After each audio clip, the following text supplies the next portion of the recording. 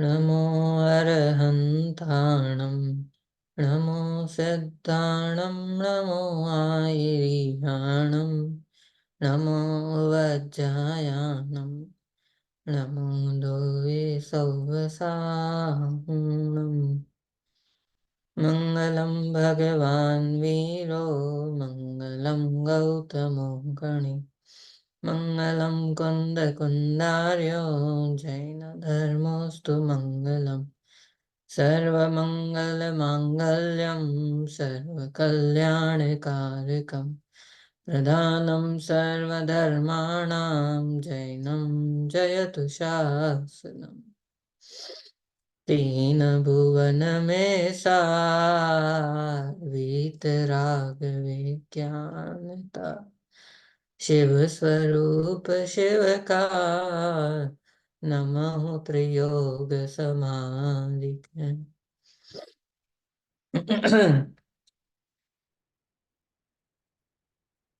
छेड़ाला ग्रंथ का हम अध्ययन कर रहे हैं, जिसमें से दूसरी ढाल में इस जीव के अनादिकाल से जो चार गतियों में परिभ्रमण हो रहा है, उसके कारण क्या क्या हैं, क्या ऐसे कारण रहे जिस कारण से ये परिभ्रमण हो रहा है। उन कारणों की जब चर्चा प्रारंभ की तो तीन कारण बताए: मिथ्या दर्शन, मिथ्या ज्ञान और मिथ्या चारित्र। ये तीनों ऐसे हैं कि एक है तो बाकी दो तो है ही, पर ये जो तीन गुण हैं आत्मा के, श्रद्धा, ज्ञान, चारित्र, ऐसा संभव नहीं है कि सही भी नहीं है और गलत भी नहीं है, बस कुछ ही नहीं है इसमें। या तो वो सही होंगे या गलत होंगे। यदि उनका सम्यक परिणमन नहीं हो रहा है तो मिथ्या हो रहा होगा। और कोई सब सोचेगा हमें नहीं पता क्या है, वो तो जो है सो है। तो ऐसा नहीं है। यदि सही परिणमन नहीं हो रहा है तो डेफिनेटली वो गलत ही हो रहा है। यदि ज्ञान सम्यक नहीं है तो मिथ्या ही है। और यदि चारित्र सम्यक नहीं है तो वो मिथ्या ही है। बीच में और कोई दशा दूसरी बनती नहीं है। बाकी वो अंतर्मुहूर्त के लिए तीसरा गुणस्थान होता है, दूसरा गुणस्थान होता है, तो वो श्रद्धा गुण के वो सब परिणमन में, और क्षयोपशमिक सम्यक्ता वाले को और वो सब होता है, पर उसमें कोई विशेष अंतर नहीं पड़ता। वो तो केवल ज्ञान गम्य होते हैं दशाएं। बाकी या तो सम्यक होगा या मिथ्या होगा। अब चारित्र होना और चारित्र सम्यक होना, इनमें अंतर है। सम्यक दर्शन के होने पर वह चारित्र सम्यक नाम पाता है। सम्यक दर्शन नहीं है तो वही चारित्र मिथ्या नाम पाता है। तो बोले ये क्या मतलब हुआ? सम्यक दर्शन के साथ महाव्रत करो तो सकल चारित्र, सम्यक दर्शन के बिना करो तो मिथ्या चारित्र। सम्यक दर्शन के साथ अणुव्रत है तो देश चारित्र, नहीं है तो मिथ्या चारित्र कह दिया। तो बोले क्या करे? वो सब बाल व्रत कहा, बाल तप कहा, ये सब किसके लिए कहा? कि वो मिथ्या दृष्टि के द्वारा जो किया जाता है वो सब उस कैटेगरी में जाएगा। इसलिए कहा पहले सम्यक तो करो, फिर उसके बाद चारित्र अंगीकार करो। तो ये जो तीन कारण है, सच में बहुत इनमें तत्व विचार करने के लिए अथवा तो अभ्यास करने के लिए विषय हैं। और ये एक दो दिन में ऐसे पढ़ लो तो पूरे नहीं होते। इनके ऊपर बहुत अच्छा चिंतन मनन चाहिए, खूब विचार चाहिए, और धीरे धीरे निर्णय की दशा तक फिर पहुंचते हैं। अभी हम जो पढ़ रहे हैं वो गृहीत मिथ्या दर्शन ज्ञान चारित्र पे आ गए थे। अगृहीत की चर्चा पूरी हो गई थी। अगृहीत में भी मिथ्या दर्शन की ही मुख्यतः से चर्चा की। ज्ञान में और चारित्र में तो इतना ही कह दिया कि ये जो सात तत्व संबंधी जो विपरीत श्रद्धान है, उसके साथ जो ज्ञान है वो सब मिथ्या ज्ञान, और फिर उसके साथ जो जो विषयों में प्रवृत्ति होती है वो मिथ्या चारित्र। बस ऐसे करके ज्ञान और चारित्र को तो ऐसे ही बता दिया। देखो ये सातवें छंद के अंत में कहा था, या ही प्रतीति जुत कछुक ज्ञान, सो दुखदायक अज्ञान जान। ने ये जो मिथ्या प्रतीति है उसके साथ जो जो भी ज्ञान का परिणमन है वो सब मिथ्या। और फिर ऐसे ही चारित्र के लिए भी कह दिया था, इन जुत विषयनि में जो प्रवृत्त, ताको जानो मिथ्या चारित्र। तो इस प्रकार से ये दोनों को तो संक्षेप में ही बता दिया। और अब फिर गृहीत मिथ्या दर्शन ज्ञान चारित्र बता रहे हैं। उसमें भी पहले मिथ्या दर्शन में ये कुदेव कुगुरु कुधर्म इनके विस्तार से चर्चा कर रहे थे। तो ये हमने कुगुरु के बारे में उस दिन पढ़ा था। देखो, गुरु का एक बहुत ही अनिवार्य स्थान होता है। धर्म मार्ग में एक बात चल रही है, लोक में भी होता है। लौकिक भी कोई भी कार्य हो, पहली बार हम कर रहे हो तो हम पूछ लेते हैं किसी से कि भैया आपने किया था तो कैसे किया था, क्या क्या हुआ था, ये कहाँ से आया, उसका कोई नंबर है क्या, आप किसी को जानते हो क्या, किसको बुलाएं किसको नहीं, कौन सही है, फिर पैसे कितने लगे थे, फिर वो व्यक्ति कैसा है, समय पे करता है कि नहीं, फलाना ठिकाना, कितनी चीजें पूछ लेते हैं एक बार। कुछ भी नया करना हो तो पहले पूछते हैं। क्यों पूछते हैं? क्योंकि हमें पता है कि पूछ लेंगे तो काम सरल हो जाएगा। अपना दिमाग लगा लगा के सीखेंगे तो समय लगेगा, और उसमें गलतियां होगी तो फिर उसको भुगतना पड़ेगा। इससे अच्छा पूछ लो। उनको पता है, वो बता भी सकते हैं। अब घरों में तो मतलब बचपन में तो यही है कि बच्चे अपने माता पिता से पूछते हैं। लेकिन जब बड़े भी हो जाते हैं तब भी कोई हमसे बड़े होते हैं जिनसे हम कुछ चीजें तो पूछ ही लेते हैं। बहुत सारे निर्णय स्वयं से ले भी लो, यदि कदाचित 30-40 की उम्र हो जाती है तो एक अलग ही स्वयं में भी वो आ जाते हैं गुण ऐसे। लेकिन फिर भी कई प्रकरण ऐसे होते हैं जहां हम बड़ों से पूछते हैं। तो एक अलग अलग समझ लीजिए जीवन में गुरुओं का स्थान है। कुल गुरु होते हैं जो हमारे घर में जो हमसे सबसे बड़े हैं, दादा दादी जो भी हो सबसे बड़े, और उनसे सब चीजें पूछ के होती है, बड़े बड़े डिसीजंस जो भी होते हैं। फिर समाज में कोई बड़े लोग होते हैं, कुछ भी करना हो तो भाई उनको पूछ लो, बता दो पहले, फिर करना। ऐसे ही मत कर देना कुछ भी। तो क्यों ऐसा क्यों करना? क्योंकि एक जिस विषय का ज्ञान है, अनुभव है, और जो जिस विषय में किसी को गलत राह नहीं दिखाएंगे, जो हित में ही सोचेंगे, तो वो गुरु का स्थान बन जाता है उनका। तो समाज में भी कुछ गुरु के पद पे होते हैं। एक होते हैं धर्म गुरु, लोक में जो हमें शिक्षा देते हैं, स्कूल में कॉलेज में जो पढ़ाते हैं, वो भी गुरु है। लेकिन एक होते हैं ये धर्म गुरु। बोले यहाँ तो जिन गुरुओं की बात कर रहे हैं हम, वो कुगुरु जिसे कहा जा रहा है, वो धर्म के क्षेत्र में जो मिथ्या का पोषण करे, मिथ्यात्व का, वो कुगुरु है। और गृहित मिथ्यात्व सिर्फ इतना नहीं है कि हम कुगुरु को नहीं मानते इसलिए हमारा गृहित मिथ्यात्व नहीं है, ऐसा नहीं है। ये बताओ, सच्चे गुरु को कैसा मानते हो? कुदेव को नहीं मानते ठीक है, लेकिन जो सच्चे देव हैं उनको क्या मानते हो? उनको कैसा मानते हो? उनको कुदेवों की तरह मानने लग जाओगे तो फिर तो एक ही बात होगी ना। भाई कुदेव को सच्चा देव मान लो, या सच्चे देव को कुदेव के जैसा बना दो, बात तो वही होगी ना, गृहित मिथ्यात्व ही हो गया। कुशास्त्र को सच्चे शास्त्र मानो, या सच्चे शास्त्र को कुशास्त्र की तरह देखो, तो बात तो वही हो गई।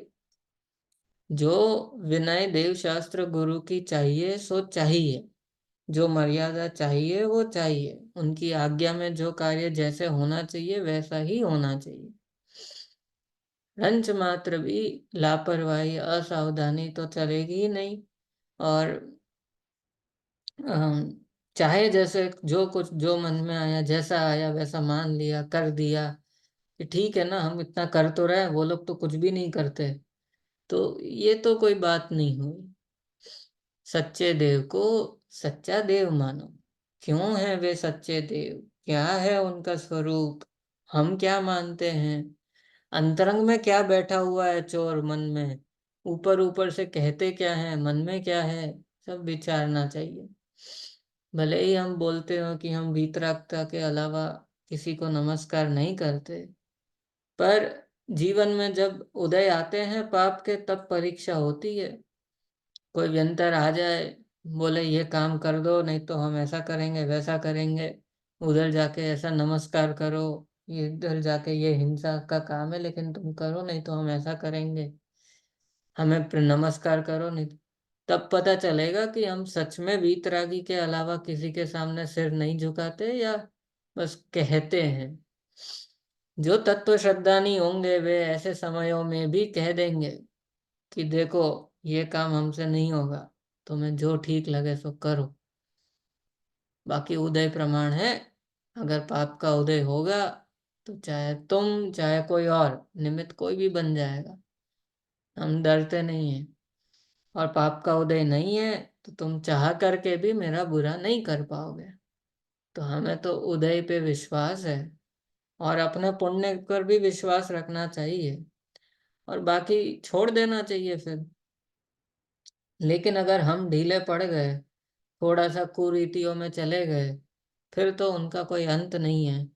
वो श्रद्धान ऐसी चीज है कि एक बार बोले टूट जाए, एक बार हमने अपना श्रद्धान तोड़ दिया, विश्वास किसी का, तो आसानी से फिर से नहीं बन पाता ना, कि नहीं अभी भरोसा नहीं है अब, तो वो डाउट रह जाता है। अब उसके कारण से तत्व निर्णय तो आगे नहीं बढ़ सकते, क्योंकि शास्त्र में जो बात लिखी है, बातें तो वही है लेकिन अब वो वजन पूरा खत्म हो गया। अब ऐसा लगता है कि हाँ हाँ लिखा तो है पर ठीक है, वो भी तो है, वो भी तो है, वो भी तो भगवान है, वो भी तो देव हैं, उनको भी तो थोड़ा पूजना चाहिए। सब सब सबके भगवान होते हैं, ठीक है अपने भी हैं लेकिन उनके भी तो होते हैं। देखो समाज में लोक में क्या चल रहा है अलग बात है, धर्म के क्षेत्र में कोई भी प्रकार का हमें कॉम्प्रोमाइज नहीं करना चाहिए। तो ये कुगुरु का सेवन से कैसे होता है वो सब बताया, और बाकी फिर आगे अभी कुदेव की चर्चा प्रारंभ करेंगे। देखिए, जो राग द्वेष मल करी मलीन, वनिता गदादि जुत चिन्ह चीन, ते हैं कुदेव तिन की जु सेव, शठ करतन तिन भव भ्रमण छेव। जो है कुदेव, नहीं, जय राग द्वेष मल करी मलीन, जो राग द्वेष रूपी मल से मलिन है, मल है ये मल गंदगी है, और जो इससे युक्त हैं ऐसे, और वनिता गदा आदि जुत, जुत माने युक्त, चिन्ह माने ये सब पहचानने के जिनके, चीन चीन माने पहचाने जाते हैं, चीनना पहचानना, वो चीन शब्द पहचानने के अर्थ में। तो जो इन चिन्हों से जाने जाते हैं, जो इन चिन्हों से पहचान में आते हैं, जो कभी भी इनके अलावा दिखते ही नहीं है। तो वनिता माने स्त्री, गदा माने वो शस्त्र होते हैं ना सारे उनके, तो किसी के हाथ में गदा है, किसी के हाथ में तलवार है, किसी के हाथ में कुछ है, किसी का कुछ है। कई बार तो सच में ऐसा लगता है कि एक जिनेंद्र भगवान की मुद्रा देखने मात्र से ही जो शास्त्रों में लिखा है कि सम्यक दर्शन हो जाता है, तो वो क्या है ऐसे इस मुद्रा में, वीतरागता की जो मुद्रा है। और देखो व्यवस्था ही है ऐसी, प्राकृतिक व्यवस्था है, जितने जीव मोक्ष जाते हैं तो दो ही आसन होते हैं, अनलेस वो उपसर्ग केवली हो कोई।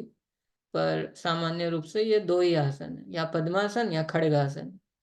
दोनों ही मुद्रा इतनी शांत वीतराग दशा है, न किसी के प्रति गुस्सा आ रहा है, न किसी के प्रति भक्ति का, कोई भक्ति कर रहा है तो प्रेम नहीं आ रहा, कोई विकल्प नहीं है किसी के प्रति।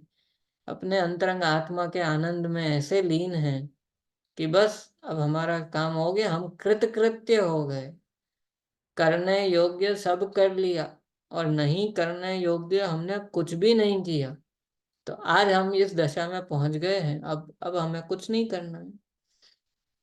शांत मुद्रा, वीतराग मुद्रा, प्रशांत मुद्रा, बस उसको देख करके जीवों को सम्यक तो हो जाता है कि जहाँ भगवान ऐसे हो तो वो भगवान मार्ग भी तो वैसा ही बताएंगे। अन्य मतों में तो भगवान ही ऐसे दिखते हैं जैसे ऐसा लगता है कि वे सुखी नहीं है, दुखी हैं बेचारे, परेशान हैं। कोई के पास इतने परिग्रह है, कोई के पास ज्यादा कषाय दिखती है, किसी का रौद्र रूप दिखता है, किसी का कुछ दिखता है। और कुछ तो ऐसे हैं कि जो बिल्कुल ही अचेतन पदार्थ है, पत्थर को पूजने लग जाओ, कभी पेड़ को पूजवाते हैं, कभी किसी को पूजवाते हैं, कुछ भी हो जाता है। अन्य मतों में बहुत सारे भेद हैं, सब मिथ्या मत प्रचलित हो जाते हैं, एक बार तो चलते रहते हैं। और देखो, इसमें कोई कितना भी पढ़ा लिखा व्यक्ति हो, ये जो विषय होते हैं, इसमें एक बार यदि कोई गलत जगह विश्वास करना चालू कर दे तो वो आसानी नहीं है इतनी से कि वो सब छोड़ छाड़ के फिर सही मार्ग फिर से पकड़ लेगा। इससे इसमें पढ़े लिखे और अनपढ़ से ज्यादा फर्क नहीं पड़ने वाला है। ये ऐसे विषय हैं कि जो एक बार श्रद्धा से कहीं समर्पित हो गया तो अब वह जीव जीवन भर उन्हीं का बना रहता है, वो चाहे कुछ भी हो जाए। वो वो जो कुगुरु बने फिरते हैं, वो जेल में भी चले जाए तो भी उनके भक्त भक्त ही बने रहते हैं। माने जो राज्य विरुद्ध कार्य भी कोई करे, लोक विरुद्ध कार्य करे, साक्षात दिखता हो पाप, जिनका व्यसन दिखते हो, फिर भी नहीं छूटे ऐसी मान्यताएं, तो सोचो ये कितना गहरा मिथ्यात्व है। कुंद कुंद आचार्य ने तो गाथाएं लिखी हैं अष्टपहड़ आदि ग्रंथों में। तो बोले देखो, ये जो कुगुरु होते हैं ये सांप से भी ज्यादा खतरनाक है। बोले क्यों? बोले सांप तो तुम्हारा एक भव बिगाड़ेगा, लेकिन ये कुगुरु जो होते हैं, कुदेव होते हैं, ये तो जन्म जन्म तक का पूरा काम बिगड़ जाता है। क्योंकि एक बार गृहीत मिथ्यात्व का सेवन होता है तो वो अनादि मिथ्यात्व पुष्ट हो जाता है। तो कहाँ तो उसके मिटाने की बात चल रही थी और फिर सब पूरी गड़बड़ हो गई। तो हम ठीक है, हम मान लेते हैं एक बार को कि हम लोग जितने बैठे हैं अभी, हम कोई किसी भी कुदेव कुगुरु कुशास्त्र को नहीं पूजते हैं, नहीं जाते हैं, नहीं उसकी भक्ति करते हैं, कुछ नहीं करते। ठीक है, सच्चे देव गुरु शास्त्र को क्या मानते हैं, कैसा मानते हैं, उनके जो यथार्थ स्वरूप है वैसा समझ करके उनको पूछते हैं, या जो चल रहा है सो चल रहा है, तो वो विचारना चाहिए। खैर, तो जो राग द्वेष मल से युक्त हैं, वनिता गदा आदि चिन्हों से जो पहचाने जाते हैं, ते हैं कुदेव, वे सब कुदेव हैं, सच्चे देव नहीं है। तिन की जो सेव, और जो उनकी सेवा करे, जो उनका सेवन करे, शठ, वो शठ है, शठ माने मूर्ख है, अज्ञानी है। करतन तिन भव भ्रमण छेव, वो भव भ्रमण उसका कभी भी, छेव माने अंत, अनो कोई अंत नहीं, छेव नहीं, तो इसका कोई पार नहीं है, इसका भव भ्रमण अब कभी भी खत्म नहीं होगा, चलता ही रहेगा, चलता ही रहेगा। तो ये हो गई कुदेव की बात, ठीक है। आगे देखो अब कुधर्म। रागादि भाव हिंसा समेत, दरवित त्रस थावर मरण खेत, जे क्रिया तिन्ह जानहु, कुधर्म तिन सरद जीवल है अशर्म, या कुगृहीत मिथ्यात्व जान, अब सुन गृहीत जो है अज्ञान। अब कुधर्म बता रहे हैं। देखो, हमारा जन्म ऐसी जगह हो गया है कि हमें बचपन से ही शुद्ध तत्व ज्ञान कान में सुनने मिला, तो गलत बातें कभी सुनी नहीं। हो सकता है किसी ने सुनी भी हो, बाद में तत्व मिला हो। सारी संभावनाएं हैं। पर फिर भी एक जैन श्रावक के घर में जन्म होने का मतलब ही ये है कि हम बहुत सारे प्रकार के कुरीतियों से, मिथ्यात्व वाली बातों से हमने बचपन में सुनी ही नहीं होती है। ये सब चीजें जो अन्य घरों में आए दिन हल चलते फिरते चलता रहता है, मिथ्यात्व ऐसे है, वो अपने घरों में चलता ही नहीं है कुछ ऐसा। ये ऐसा नहीं करो, वो हो जाएगा, वो बुरा मान जाएंगे, वो उनका ऐसा हो जाएगा, आज शनिवार है, आज मंगलवार है, आज फलाना, ये सब नहीं चलता, कुछ नहीं चलता, कोई भी प्रकार की चीज है। और धर्म के नाम पे हिंसा करना, धर्म के नाम पे पाप करना, ये तो कभी नहीं सोच सकते हम। रागादि भाव हिंसा और द्रवित। द्रवित क्या है बताओ? अभी इसका अर्थ तो पीछे के पेज पे लिखा है, तो भी पीछे मत घुमाना। सोच के बताओ, लाइन खाली पढ़ो और सोचो, द्रवित क्या हो सकता है? द्रव्य हिंसा। हाँ, एक तरफ भाव हिंसा लिखा और दूसरी एक तरफ है द्रव्य हिंसा। रागादि भाव हिंसा से सहित और द्रवित त्रस थावर मरण खेत, कि जहाँ पे साक्षात त्रस और स्थावर जीवों के मरण का क्षेत्र है। खेत माने क्षेत्र।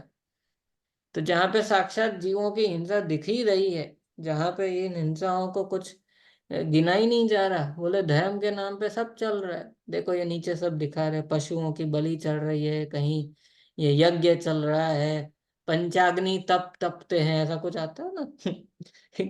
तो एक दिन मैं सुन रहा था विपिन जी भाई सबको, तो उन्होंने बताया, बोले वो पंचाग्नि नहीं होता, वो ठंड लगती है तो वो गर्मी के लिए अग्नि जला के बैठ जाते हैं, सहा तो जाता नहीं है सब। तो तो बोले हम तप कर रहे हैं और तप के नाम पे अग्नि जला दी, गरम गरम वो आनंद ले रहे हैं और बोल रहे हैं हम तप करते हैं। तो पंचाग्नि तप होता है, कहीं कुछ कुछ होता है, कहीं कोई कुछ करता है। धर्म के नाम पे न जाने कितनी आडंबर हो चुके हैं इस कली काल में, जिनका कोई अंत नहीं है। अभी तो हमने बहुत कम देखा सुना होगा, हो सकता है आप लोग तो अनुभवी हो, सब बड़े हो, पर अन्य अन्य मत के लोगों से जब मिलते हैं, उनकी बातें सुनते हैं, तब ऐसा लगता है कितनी चीजों से तो हम वैसे ही बचे हुए हैं। हमने तो ऐसा कभी देखा ही नहीं है ये सब। थोड़ा सा कुछ हुआ नहीं तो कोई बात नहीं बेटा, भगवान सब भला करेंगे, ऐसा लोगों के मुंह से तो आए दिन निकलता रहता है। और अपने यहाँ तो कभी नहीं सुनते हैं भगवान करेंगे, या भगवान कैसे करेंगे? हमें ऐसे भगवान नहीं चाहिए, या हमारे ऐसे भगवान होते नहीं है। भगवान तो भाई कोई इंटरफियर नहीं करते, और वे करे क्यों? उनको क्या प्रयोजन है? तो बहुत सारी बातें हैं, धर्म के नाम पे खूब आडंबर हो, खूब हिंसा हो, तो वे तो कुधर्म है ही। अब जैन धर्म में भी यदि कोई ये सब करना चालू कर दे, तो वो भी एक प्रकार का गृहीत मिथ्यात्व ही हो जाता है। जैसे वो बताया था ना कि कुदेवों को सच्चा मानना, ये तो गृहीत है ही मिथ्यात्व।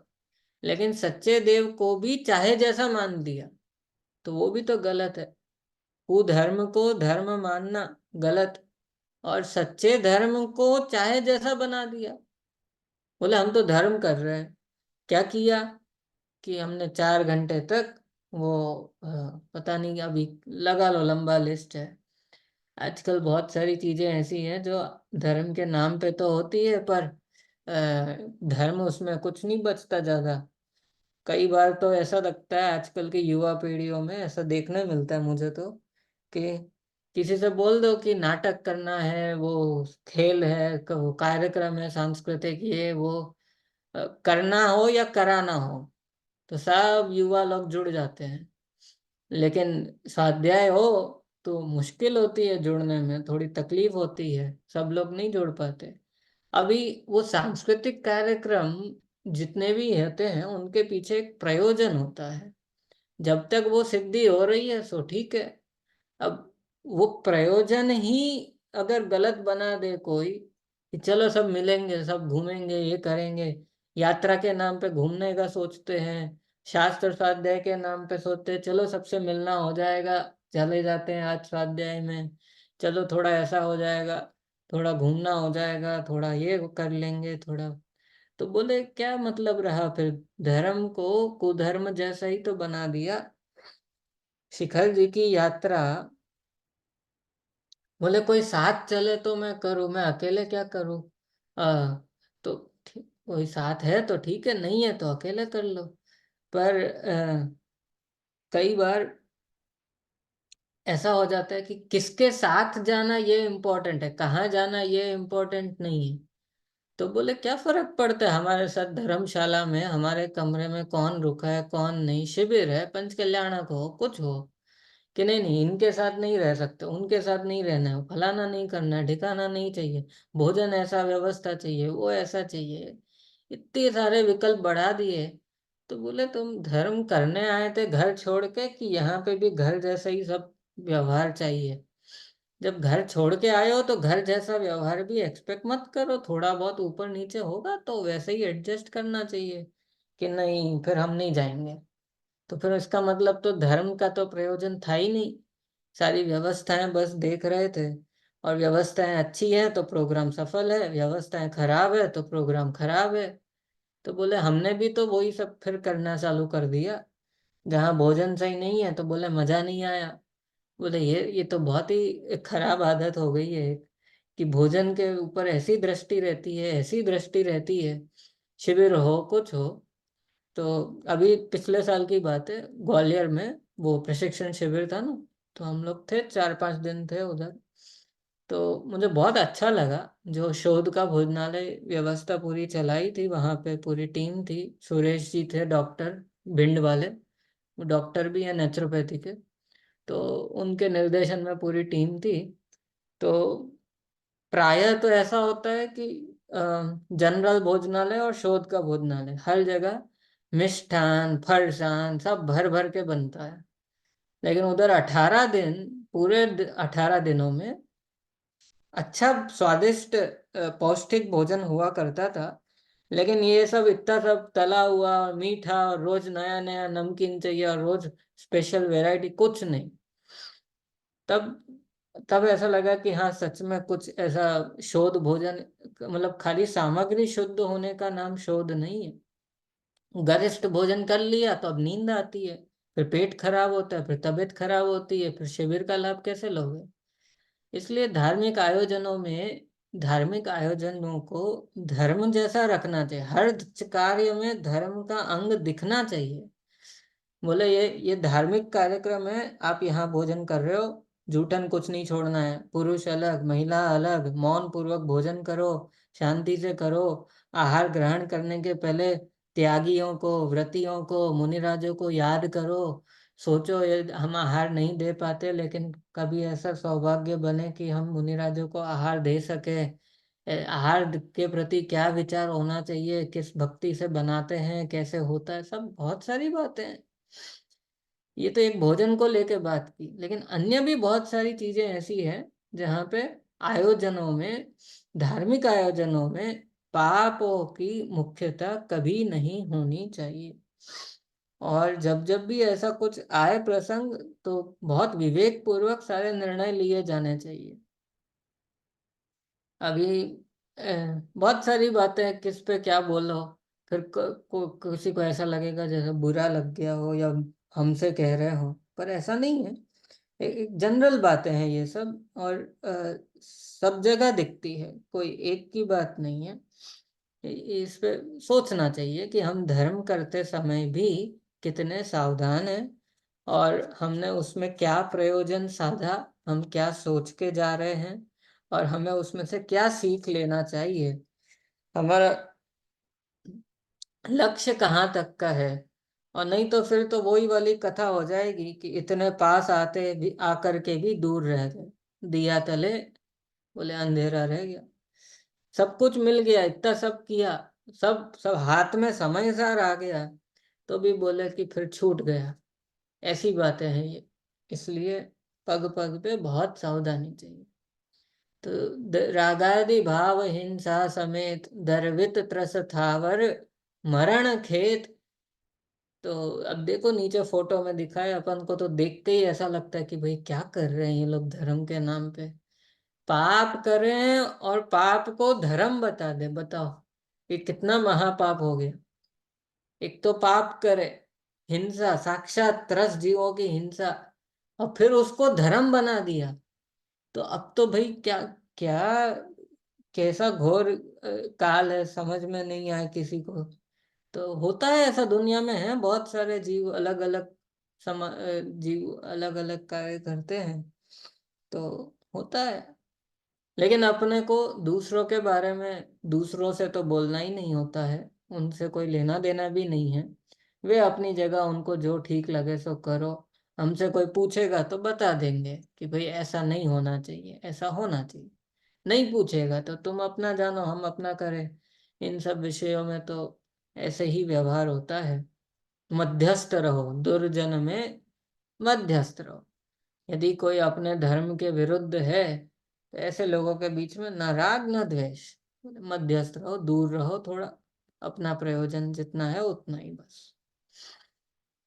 तो जो भी ऐसी क्रियाएं हैं जहाँ रागादि भावों में हिंसा हो रही है, भावों से हिंसा हो रही है, और क्रियाओं में त्रस्त स्थावर जीवों का बहुत घात हो रहा हो, तो वे सब कुधर्म है।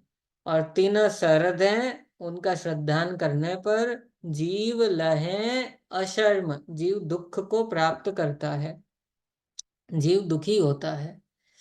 तो ये जो कुदेव कुगुरु कुधर्म का जो स्वरूप बताया, ये सब हो गया गृहीत मिथ्या दर्शन, या कुगृहीत मिथ्यात्व ज्ञान, ये सब तो हो गया गृहीत मिथ्या दर्शन। अब सुन गृहीत जो है अज्ञान, अब गृहीत मिथ्या ज्ञान की बात आगे बता रहे हैं। तो देखो, एकांतवाद दूषित समस्त विषयादिक पोषक प्रशस्त, रागी कुमत निकृत श्रुताभ्यास, सो है कुबोध बहुदेन त्रास। वो गलती से क्लिक हो गया अनम्यूट पे, कुछ नहीं। एकांतवाद दूषित समस्त, एकांतवाद, जो एकांतवाद से दूषित है, जो जो जिनका तत्व ज्ञान पूरा का पूरा एकांत स्वरूप है। अभी इसमें भी फिर वही बात, अन्य मतों को सही नहीं मानना, और जैन मत में अन्य मतों जैसी भूल लाना नहीं। वही बात हो जाती है ना, जो जैसे तोडरमल जी ने कहा कि जो जैन हैं, जिनाज्ञा मानते हैं, परंतु फिर भी मिथ्यात्व रह जाता है। तो ऐसा कैसे हो सकता है भाई? यदि जिनाज्ञा मानो तो मिथ्यात्व नहीं रहना चाहिए, और यदि जिनाज्ञा मानी और फिर भी मिथ्यात्व रहा, तो उसका मतलब तुमने नया मिथ्यात्व क्रिएट कर लिया अपने ही धर्म में। और जिसका कोई बाहर से कुछ नहीं आया है, अपने ही धर्म में कुछ मिथ्या बातों को बना दिया, बना लिया। तो अब इसका तो कोई इलाज नहीं है, ये तो बड़ा भारी काम हो गया अब। तो फिर निश्चयाभास, व्यवहाराभास, ये सब एकांत के पक्षों की बात है। ये निश्चय नहीं का कोई एकांत करे तो हो गया निश्चयाभास, व्यवहार नहीं का एकांत करो तो व्यवहाराभास ही हो जाए। ये बहुत बड़े बड़े मिथ्यात्व है, बहुत बड़े मिथ्यात्व है। इनको इनको इतनी आसानी से नहीं निकल सकते हम इसमें से बाहर। बहुत इसमें विवेक चाहिए, बहुत सावधानी चाहिए, बहुत सारी बातें हैं। अभी देखो ज्ञान की बात है, और ये सब आए है बातें, मैं कहाँ कहाँ से शुरू करूँ, कहाँ खत्म करूँ। अनेकांश यादवाद तो ऐसा प्राण है जैन दर्शन का, जैन धर्म का। बोले इसमें से चूके तो सब चीजों से चूक गए, और ये सही रहा तो बाकी सब सध जाएगा। इसको आचार्यों ने बहुत इसके गीत गाए हैं, अनेकांत के, स्यादवाद के। आप देखिए, समय सार में भी अमृत चंद्र आचार्य ने नमः समय सारा लिखा। फिर अगले कलश में अनंत धर्मणस्तत्त्वं पश्यन्ति प्रत्यगात्मनः, अनेकांतमयी मूर्ति नित्यमेव प्रकाशता। बोले अनेकांत की मूर्ति बनाई उनने अपने मन में, कल्पना में, और फिर उसको नमस्कार कर रहे हैं। बोले हम उस अनेकांत मूर्ति को, सरस्वती को नमस्कार करते हैं जो ऐसी है ऐसी। अनेकांत के प्रति तो बहुत बहुत सारे गीत गाए गए हैं जिनवाणी में। इस सिद्धांत को गलत समझने से या इसको नहीं समझने से इतने प्रकार के भ्रम खड़े होते हैं। और अन्य सभी दर्शनों में और जैन दर्शन में अगर विचारों में कुछ भेद है तो वो ये है। और अगर आचार में यदि कोई भेद है तो बोले वो हिंसा और अहिंसा का है। विचारों में स्यादवाद अनेकांत और आचार में अहिंसा, ये जैन धर्म को बाकी सबसे अलग बनाती है। मतलब कोई पूछे ना कि ऐसा क्या है जैन धर्म में जो बाकी सब में नहीं है, तो बोले विचारों की बात करोगे तो अनेकांत स्यादवाद, वस्तु का स्वरूप क्या है, क्या वस्तु का स्वरूप क्या है, आत्मा का स्वरूप क्या है, विश्व का स्वरूप क्या है, वस्तु कैसे बनी है, कब से है, कौन ने बनाई, पूरी द्रव्य गुण पर्याय की जो व्यवस्था है, ये सब अनेकांत स्यादवाद से सिद्ध होती है।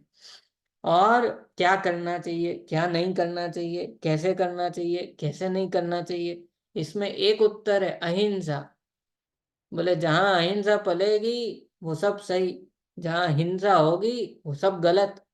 और फिर अहिंसा कहने पे सब गर्वित हो गया उसमें, और हिंसा कहने पे बाकी सब पाप वाली चीजें गर्वित हो जाती है उसमें। लेकिन ये जो एकांतवाद से दूषित है, अभी जैसे हमने पिछले 2-3 जगह किया वैसे इधर भी लगाओ कि अन्य मतों को सही नहीं मानना, और जैन धर्म को, जैन मत को भी एकांती नहीं बना देना। तो अभी अभी इसमें तो बहुत सारी बातें हैं। बताओ, सब कुछ नक्की है कि नहीं, अपने समय पे ही होता है कि नहीं?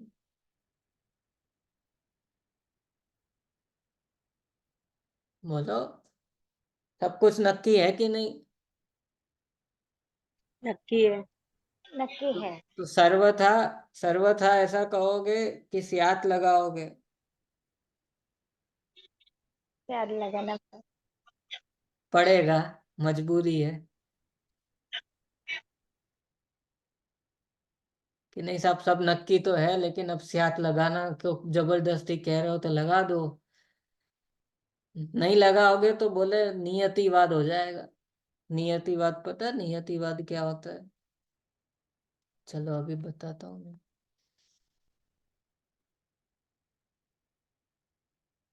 1 मिनट रुको, हाँ।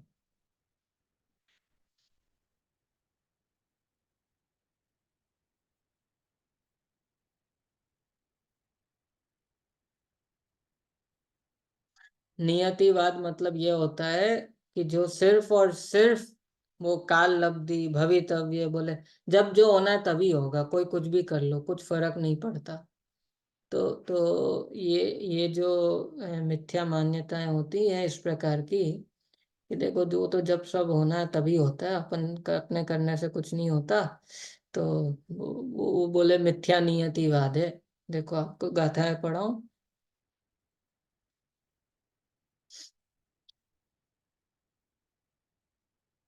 दिख रहा है? ये गोमट सार कर्म कांड की गाथा है, 882 नंबर की, और ये पेज नंबर होगा शायद, देख लेना आप, मिल जाएगी। अब ये गाथा देखो क्या कह रही है। जो जब जिसके द्वारा जिस प्रकार से जिसका नियम से होना होता है, वह तब ही तिसके द्वारा तिस प्रकार से तिसका होता है, ऐसा मानना मिथ्या नियतिवाद है।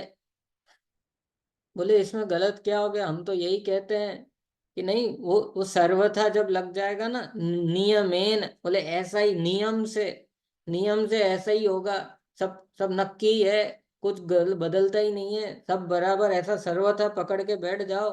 पुरुषार्थ कुछ नहीं होता, निमित्त कुछ नहीं होते, जिसका जब जो होना है वो तो वैसा ही होता है, तत्समय की योग्यता ही सब कुछ है।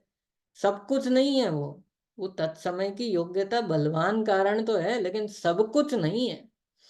जो 5 समवाय कहे हैं ये सर्वांगीण व्यवस्था है, ये पूरी पूरी व्यवस्था है। अब निमित्त निमित्त होते हैं। अब आप कहो कि सब वो मंदिर में बैठ के स्वाध्याय करो कि घर में बैठ के करो, वो तो निमित्त है, अपन को स्वाध्याय से मतलब है। लेकिन अंतर पड़ता है कि नहीं पड़ता?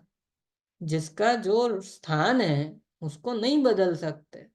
आप सोचो कि जब परिणाम विशुद्ध होना चाहिए, अब चाहे तीर्थ यात्रा करके विशुद्ध करो, चाहे घर में बैठ के टीवी देख के करो। हम तो टीवी देख के भी भेद विज्ञान करते हैं, हम तो टीवी देख के भी हमारा तत्व विचार चलता है, हमें तो देख के वैराग्य आता है। तो बोले तो तुम्हें टीवी ही देख के वैराग्य लाना था। जो साक्षात राग द्वेष के जहाँ पे प्रसंग घटते हैं, माने एक तो वो गलत करे, फिर वो गलत को सही बताए, तो देखने को कौन मना कर रहा है? देख लो, जिसको जैसा मन करता है, सब करते हैं। पर वो देखे और फिर बोले कि हम तो पिक्चर इसलिए देखते हैं कि उसमें से भी हमारा तत्व ज्ञान निकलता है, ये तो गलत बात है। माने जिनवाणी कम पड़ गई क्या? ऐसा हो गया कि हमारे पास एक ही शास्त्र है, अब 10 बार पढ़ लिया, अब क्या करें? तब पिक्चर देखो, कम पड़ गए शास्त्र। शास्त्र पढ़ो। और धर्म स्वाध्याय उसको नहीं कह सकते हम गप्पे लगाने को इधर उधर की बातें कर ली और बोले हम तो देखो तत्व चर्चा कर रहे थे, फिर वो बात आ गई तो ऐसा हो गया। तो ऐसा नहीं हो सकता। माने अब मुझे तो एक बात बताने के लिए इतना विस्तार हो गया कि जो काम मंदिर में बैठ के होता है वो मंदिर में बैठ के होता है, जो घर में होता है वो घर में बैठ के होता है। और घर में मंदिर जैसा करने जाएंगे तो वैसा तो नहीं ही होगा। ठीक है, एक आध दिन किसी दिन ज्यादा मन लग गया हो अलग बात है, पर नहीं होगा। जो पवित्रता वहां है वो यहाँ नहीं है, इसको मान लेना चाहिए। अब फिर बोलते कि नहीं नहीं वो तो निमित्त होता है, निमित्त ही तो कह रहे हैं, लेकिन निमित्त का जो स्थान है उसको समझना होगा ना। अभी बच्चे को डिग्री के लिए एडमिशन लेना हो कहीं कॉलेज में, बोले कहीं भी ले लो, पढ़ना तो तुम्हें ही है, तो किताबें तो वही होती है, तुम पढ़ोगे तो अच्छे आएंगे रिजल्ट, नहीं पढ़ोगे, अरे भाई आईआईटी आईआईटी है और बाकी कॉलेज है। अब तुम सोचो कि नहीं सब बराबर सब बराबर, तो सब बराबर कैसे हो गया? इसलिए ये कई बार ऐसा पक्ष हो जाता है, कभी निश्चय का ऐसा पक्ष पकड़ लिया, कभी व्यवहार का पक्ष पकड़ लिया, कभी उपादान का, तो कभी निमित्त का, तो कभी किसी। बिल्कुल कभी भी पक्ष नहीं होना चाहिए। बहुत विवेक पूर्वक स्यादवाद पद्धति से इन सिद्धांतों को समझने की, प्रतिपादन करने की जरूरत है।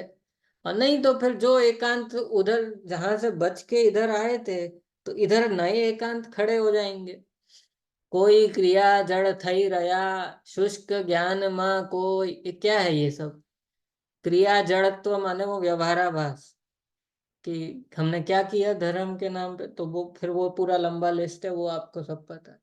और शुष्क ज्ञान में कोई, तो तत्व में ऐसी गहरी गहरी बातें करने लग गए, और फिर तत्व चर्चा से उठे, स्वाध्याय से उठे, तो फिर वही टीवी लेके बैठ जाए। बोले 5 मिनट भी फुर्सत नहीं, स्वाध्याय जिनवाणी बंद की नहीं कि बस वो मोबाइल चालू हो गया, बस वो ऐसा, मैंने परिणामों में कुछ असर नहीं पड़ा। तो बोले क्या मतलब रहा, शुष्क ज्ञान है ये तो फिर। अभी 1 घंटा स्वाध्याय करके उठे हैं तो थोड़ा चिंतन मनन चलना चाहिए, थोड़ा शांति रखना चाहिए, थोड़ा इस प्रकार के और विचार चल सकते हैं ना। पर उठे, जिनवाणी बंद की, जिनवाणी स्तुति हुई, और भाई कैसे हो क्या है, वो इधर उधर का सब चालू हो गया, लौकिक व्यवहार फिर से। तो फिर क्या मतलब रहा, फिर वही सब हो गया। थोड़ा सा उसमें डूबना तो चाहिए ना, जो जो पी रहे हैं उसको डूब करके तो पीना चाहिए, तब तो आनंद आए। कि नहीं नहीं वो तो मंदिर की बात मंदिर में छोड़ के आने का, तो फिर तो क्या मतलब हुआ? मंदिर की बात यदि छोड़ के ही आना था तो मंदिर में भी फिर क्या किया जा करके? इसलिए ये सब बहुत बड़े बड़े प्रॉब्लम है। एकांतवाद दूषित समस्त, फिर विषयादिक पोषक अप्रशस्त, और जो विषयों का पोषण कराए, जो जो पंच इंद्रिय के विषयों में डुबाए, ऐसा धर्म यदि कोई है, ऐसा ज्ञान है, ऐसे कोई शास्त्र यदि है, तो वो बोले वो कैसे हैं? कुबोध है, बहुत त्रास देने वाले हैं। रागी कुमत निकृत श्रुताभ्यास, ये ऐसे श्रुत का जो अभ्यास है वो कैसा है कि कुबोध है, बहुदेनता, कुबोध माने मिथ्या ज्ञान, और बहुत कष्ट होने वाला है। देखो, पूरे दुनिया भर में आज भी ऐसे धर्म हैं जिन धर्मों के अनुयायी उस धर्म को अच्छी तरह समझना चाहते हैं, पर उनके धर्म में लिखी ही ऐसी बातें हैं जो समझ के परे। बोले वो आ गए थे भगवान, उसने ये रूप ले लिया, फिर उनने ऐसा कर दिया उसका, फिर उससे ऐसा हो गया। ऐसी ऐसी बातें लिखी है जो सामान्य व्यक्ति समझ ही ना पाए, जिसको समझाने के लिए आपको जादू टोने के अलावा और कोई उपाय ही नहीं है। बोल ही नहीं सकते उसके बिना कि नहीं वो भगवान ने जादू कर दिया, हो गया। क्रिश्चियनिटी, इस्लाम, जुडाइज्म, ये जो विश्व में इंडिया के बाहर के ये जो बहुत सारे दो तीन धर्म है ना, जो जिससे पूरा विश्व व्याप्त है, और भारत में हिंदू परंपरा पूरी। तो धर्म ग्रंथों में ऐसी ऐसी बातें लिखी है कि आज यदि कोई समझदार व्यक्ति उनको मानना भी चाहे तो भी बोले कैसे माने हम, तो नहीं समझ में आती बातें। लेकिन अब वो जो जिनको मनवाना है वे तो मनवाते हैं, और डरा डरा के मनवाए या कैसे भी भय प्रलोभन जो कराना हो सब करा के बोले शास्त्र में ऐसा लिखा है, तुम्हें पाप लगेगा, नरक जाओगे। और अपने सामने कोई ऐसा दो चार बातें अपने को बोल दे, नहीं नहीं नहीं मुझे नरक नहीं जाना, आप जो बोलो सो करेंगे, तो बस चालू हो गए धर्म ऐसे ही दुनिया भर के। तो यही तो होता है, दो चार लोग करने लग जाते हैं देखा देखी, बाकी सब करते हैं। शुरुआत करने वाले तो एक दो ही होते हैं, बाकी सब तो देखा देखी में ही चलते हैं। वो एक दो लोग इधर से उधर चले जाएंगे तो बाकी सब भी वो बदल देंगे। लेकिन दुनिया का यही स्वरूप है। और इस प्रकार के जो कुज्ञान है, मिथ्या ज्ञान है, बोले इनसे बचना चाहिए। और ये चीजें तो कभी नहीं करना चाहिए कि कुशास्त्रों को पढ़ो और फिर बोलो हम तो इसमें से भी तत्व ज्ञान निकालते हैं। कु कु धर्म की पोषक बातें हो और हम बोले कि हम इसमें से भी अखबार पढ़ना हो। अभी तो ये सब तो लगता ही नहीं है कि कुछ इसमें कुछ विकथा हो रही है। लेकिन बाकी सब भी दुनिया भर का जो कुछ चल रहा हो, दुनिया भर की बातें अभी देखो, इंटरनेट से अभी कहाँ से कहाँ पहुंच जाते हैं, अपन को किधर की क्या बातें चल रही सब पता चल जाता है। पर कम से कम उसको ऐसा तो नहीं कहना चाहिए कि देखो हम इसमें भी तत्व ज्ञान कर रहे हैं। और पढ़ते पढ़ते समय, पढ़ाते समय बच्चों को कभी इनको इनका उदाहरण नहीं देना चाहिए। देखो पिक्चर आया था उसमें पता है ऐसा हुआ था, फिर ऐसा हुआ। तो हम जिन चीजों से बचाना चाह रहे हैं, बच्चों को ऐसा लगे कि हमारे टीचर भी तो ये सब करते हैं तो हम करें तो क्या तकलीफ है। तो इन चीजों को उदाहरण नहीं बनाना चाहिए। जो लोक में पाप में प्रसिद्ध हैं उनको कभी उदाहरण दे करके नहीं समझाना चाहिए, देखो वो कितने महान हैं, कितने अच्छे हैं। उनके एक अच्छा ही है तो बाकी 10 चीजों को क्या करोगे। तो इसलिए मैं कह रहा हूँ प्रथमान योग कम पड़ गया हमें कि हमें दूसरी चीजों का उदाहरण बनाना पड़े। हमारे अपने बहुत संपत्ति है, कितना साहित्य है, आचार्यों ने कितना लिखा है। और एक ग्रंथ को 10 बार पढ़ लो तो भी याद ना हो। अभी तो सारे ग्रंथ एक बार भी नहीं पढ़े गए। तो श्रुत पंचमी के दिन वो पूरी कथा जब पढ़ते हैं, तो मैंने तो अभी पिछले बार भी कहा था, तो मनीष जी हर बार कहते हैं, बोले देखो जितना चला गया शास्त्र, जो नहीं बचे आज हमारे तक, चलो कोई बात नहीं, लेकिन तुम क्यों रो रहे हो। अभी जितने हैं उतने पढ़ लिए क्या तुमने। तुम तब रो सकते हो जब ये बोलो कि सब जो है पढ़ लिया, 100 बार पढ़ लिया, सब याद हो गया, और बोले अब कुछ है नहीं नया पढ़ने को। एक चीज तो याद हो नहीं पाती तो हमें तो कोई दिक्कत ही नहीं है, पढ़ते ही रहो पढ़ते ही रहो, खत्म ही नहीं हो चीजें। तो अच्छा है ना ये तो। इसलिए ये कभी तो रोना ही नहीं चाहिए। वो मोक्षा प्रकाशक ग्रंथ पूरा नहीं हो पाया, पूरा नहीं हो पाया, पूरा नहीं हो पाया। कभी कोई विकल्प आ जाए एकाध ठीक है, पर अब पकड़ के नहीं बैठना उसको कि अब पूरा हो जाता तो कितना अच्छा होता। जितना है उसको पूरा समझ करके अपना काम करना आना चाहिए। ये दृष्टिकोण का भेद है। और वो तो अब बदले तो बदले, नहीं है तो नहीं है। देखो आगे देखो, पूरा करते हैं आज इसको। जो ख्याति लाभ पूजा चाह धरि करन विविध विध देह दाह, आत्म अनात्म के ज्ञानहीन, जे जे करनी तन करन छीन। जो ख्याति, लाभ, पूजा आदि की इच्छा से करण विविध विध, विविध विध बहुत अनेक प्रकार के, बहुत प्रकार के देह दाह, शरीर को कष्ट देने वाली क्रियाएं वो करते हैं। क्यों करते हैं? कि ख्याति, लाभ, पूजा आदि की इच्छा से, कि यदि हम ये करेंगे तो हमें कुछ मिलेगा, हमें कुछ प्रसिद्धि मिलेगी, हमारा नाम होगा, सब लोग हमें जानेंगे। देखो, कई बार ऐसा होता है कि अन्य लोगों को प्रेरणा देने के लिए वो पंडित जी ने कोई एक बालक की बहुत प्रशंसा कर दी। पता है, इसको ये याद किया, इसने ये याद कर लिया, इसको ये याद है, इतना सब आता है, और ऐसा सब बता दिया। अब वो दूसरा बच्चा बच्चा तो कुछ नहीं है, पर उसके मम्मी पापा, ये तुम भी याद करो, तुम भी याद करो, तुम भी करो, ये भी करो। बोले क्यों करो? कि बस वो उसका ऐसा प्रशंसा हो रही थी ना, इसलिए करो। तो बोले ये गलत है। माने इतना पास आकर के भी शास्त्र, वो जीव शास्त्र पढ़ रहा है लेकिन प्रयोजन बदल दिया। तो ये चीज तो बहुत खतरनाक है। माने हमें लगता है कि हम सही काम कर रहे हैं, पर वो काम ही गलत हो गया पूरा। तो ये गड़बड़ हो जाती है। माने वो अंतरंग में जैसे जिस प्रकार से जो वो पक्षी होते हैं ना, तो छिप के बैठ जाते हैं, फिर जैसे ही उसको शिकार दिखे तो ऐसे दौड़ के जाए कि वो झपट ले पूरा। तो अभी छिप के बैठ गए तो उसको दिख नहीं रहा किसी को कुछ। तो बाकी जो जीव जंतु होते हैं वे अपना सोचते हैं कि चलो निकल जाओ, लेकिन नहीं। माने एक मन में जो छल करने का जो भाव आ जाता है एक बार, कि अंदर में कुछ है, दिखाते कुछ है, तो बोले ये तो फिर अभी ये सब ग्रहित मिथ्या चारित्र में चला जाता है। तो बोले आत्म अनात्म के ज्ञानहीन, न आत्मा को जाना न शरीर को जाना। बोले शरीर को क्यों जानना? बोले ये मैं नहीं हूं, इसलिए इतना तो जान सकते हैं ना, इतना तो जानना चाहिए। तो आत्म अनात्म के ज्ञानहीन, जे जे करनी तन करन छीन। वे शरीर को छीण करने वाली जितनी भी क्रियाएं हैं, बोले ये सब मिथ्या चारित्र है।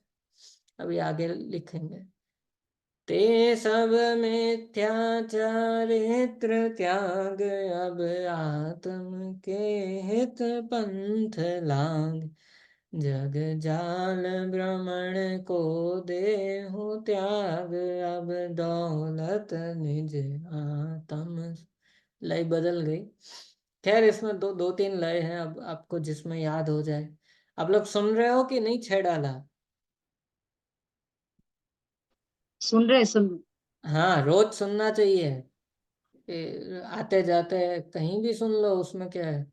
खैर, सुनना तो अच्छे से ही चाहिए, पर फिर भी अभी मनुष्य बहुत बिजी है, तो चाहे जहाँ सुन लो पर सुनो। वो कान में पढ़ते रहेंगे ना शब्द, तो याद हो जाएगा। याद हो जाएगा तो जीवन भर के लिए काम लगेगा। इसलिए अभी अर्थ कर रहे हैं ना, तो अब जब आप सुनेंगे तो आपको उसमें ऐसा नहीं लगेगा कि ये क्या कह दिया इनने। आपको एक एक चीज का अर्थ ख्याल में आता है तो उपयोग लगा रहता है। जब अर्थ ख्याल में नहीं आता तो वो चलता रहता है और अपना उपयोग भटक जाता है। इसलिए, और जहाँ अर्थ ख्याल में नहीं आए तो बुक खोल के देख लेने का ये शब्द का क्या अर्थ है, तो अगली बार फिर जब सुनेंगे तो वो याद रह जाता है। पर सुनना चाहिए, सुन सुन के इसको पूरा याद कर लेना चाहिए। तो बोले ये जितना भी मिथ्या चारित्र है वे सब त्याग करो, और अब आत्म के हित पंथ लाग। अब आत्मा के हित में लग जाओ अभी।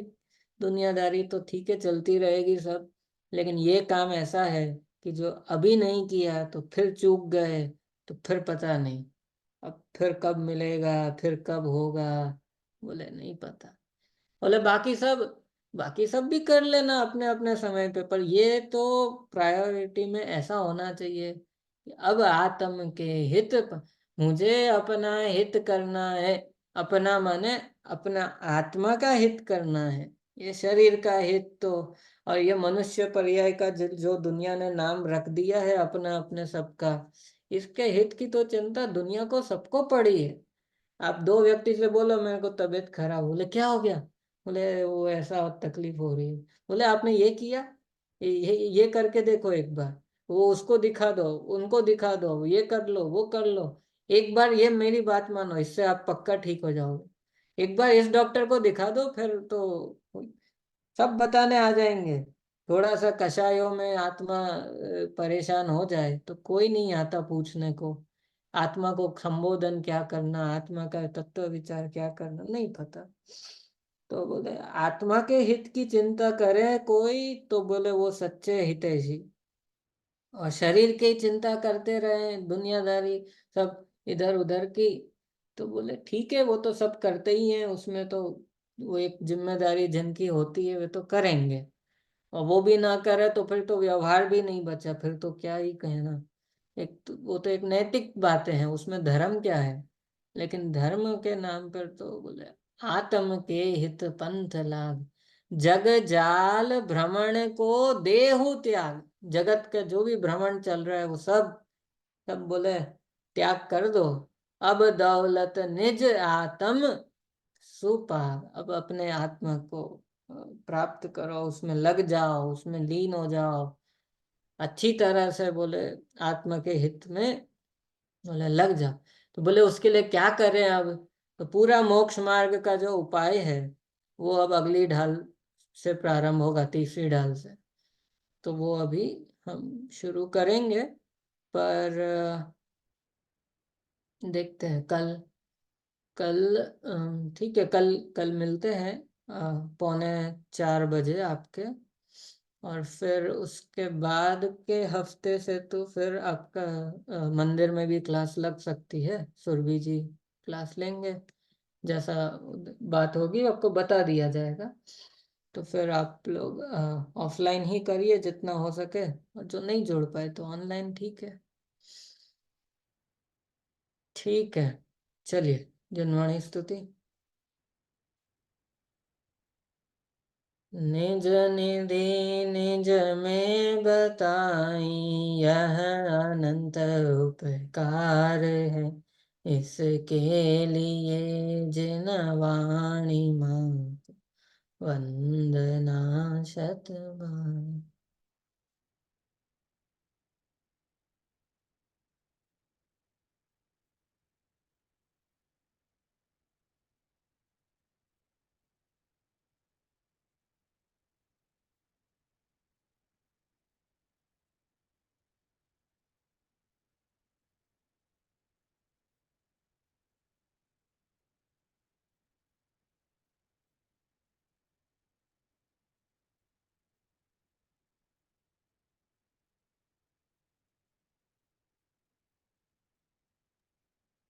जय जिनेन्द्र। बोलो तो जिनवाणी। अक्षरमय जिनवाणी माता की। जय जय जय जय जिनेन्द्र। जय जय जिनेन्द्र। जिनेन्द्र। जय जिनेन्द्र। लास्ट संडे का अपलोड नहीं हुआ है। हाँ हाँ, कर देते हैं। ठीक है, चलिए। जय जिनेन्द्र। जय